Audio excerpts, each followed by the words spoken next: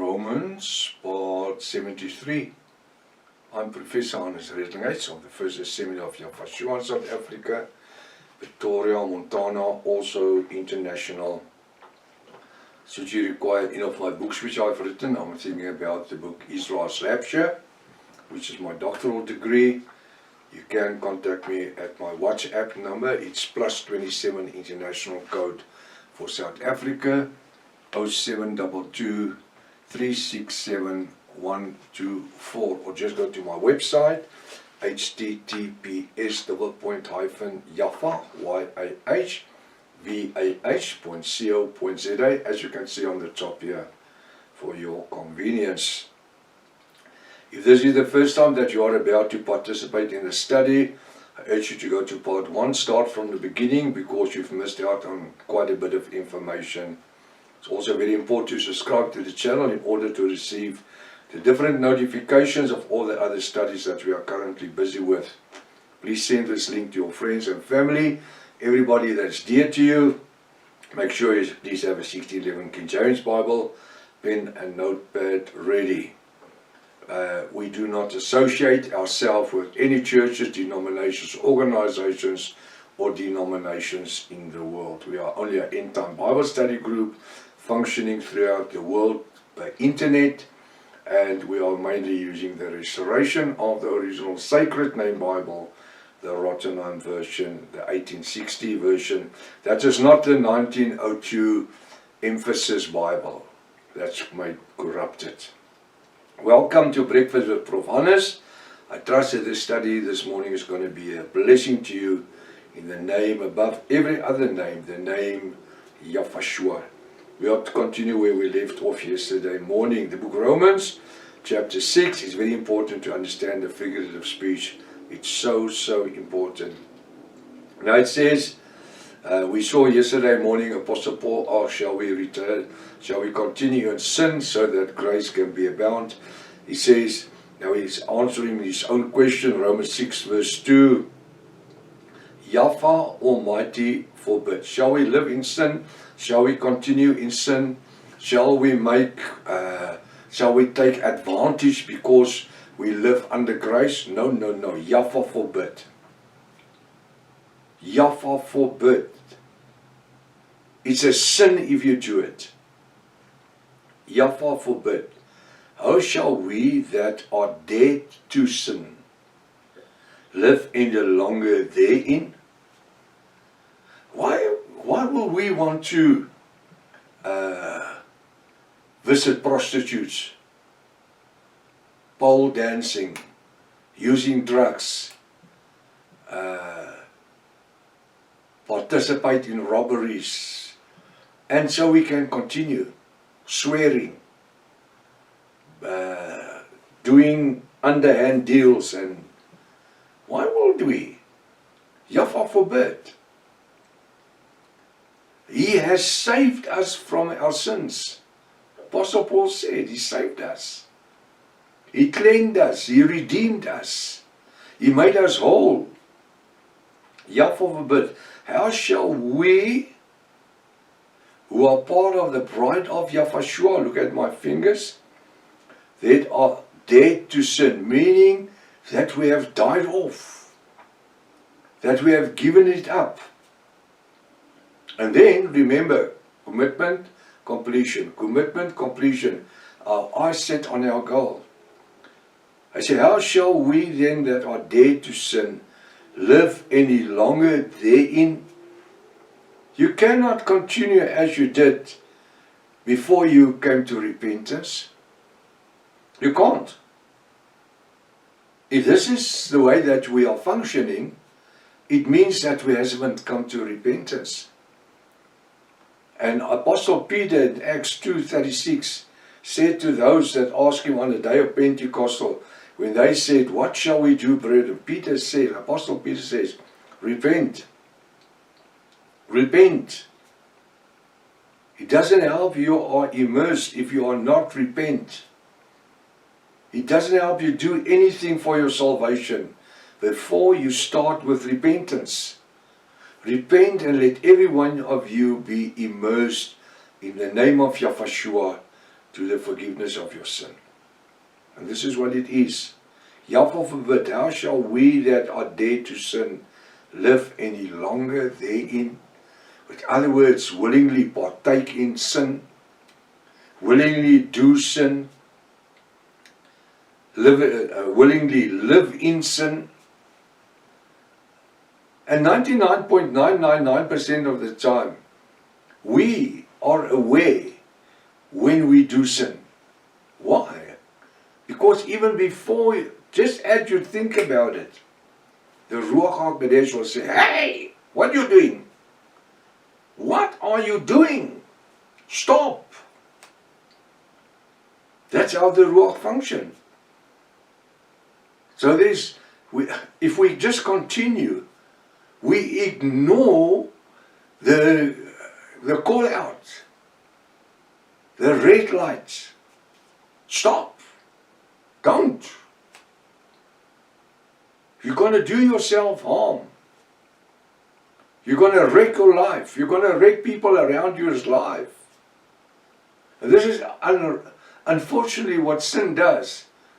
It doesn't just affect the person that does it.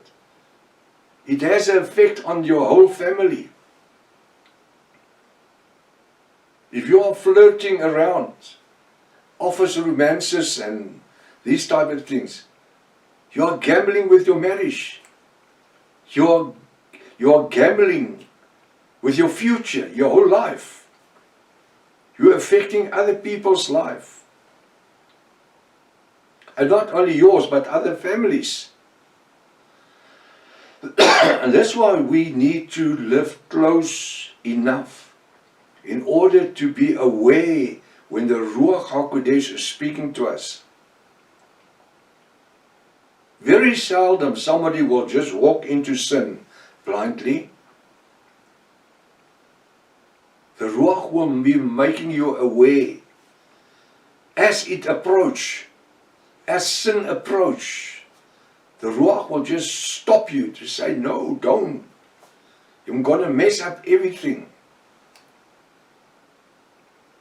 Who will know? Who is going to be affected? You will know. The Ruach, Jaffa is aware. He says, even before you've done it, he knows when you were thinking about it.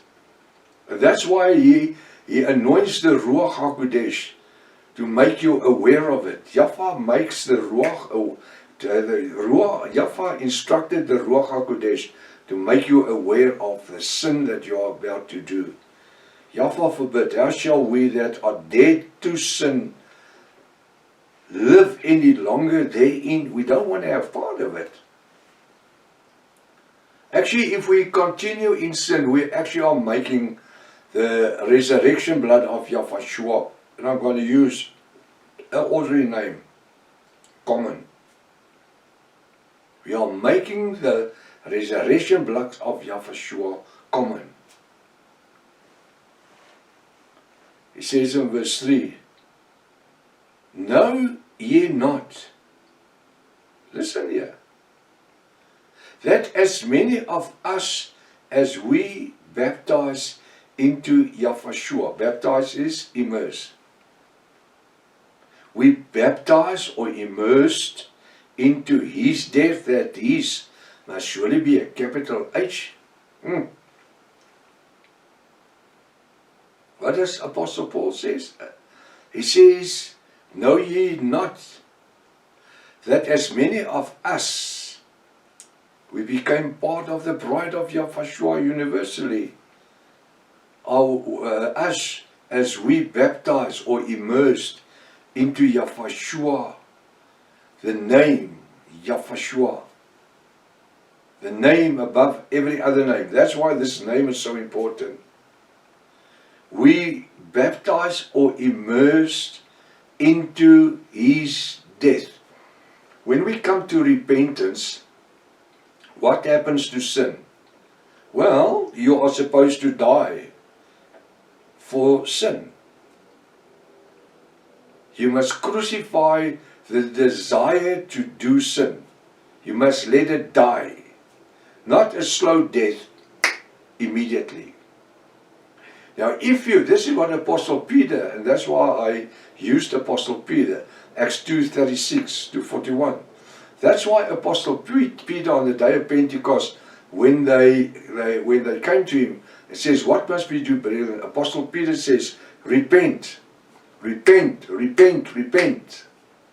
And let every one of you be immersed, not in the titles of Father, Son, and Holy Spirit, Matthew 28:19. No.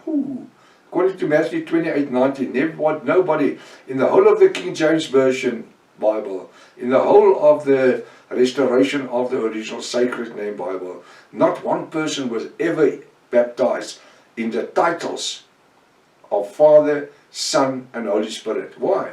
Because it's a Roman Catholic baptism. Father, Son, Holy Spirit. Father is a title. Son is a title. Holy Spirit is a title. What's the name of the Father? What's the name of the Son? What's the name of the Holy Spirit? Yahshua. Hallelujah. Hallelujah. Hallelujah. So what does he say? He says that you need to be immersed in the name of Yahshua. Now he says, when we come to repentance, that person that accepts Yahshua, you are dying for your life that you are living or used to live. The moment that you accept Yahshua as your personal Redeemer and Savior, you're supposed to die for your old life. What do you do with a dead person?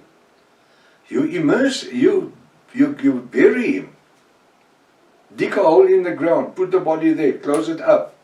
Let the worms do the rest of it.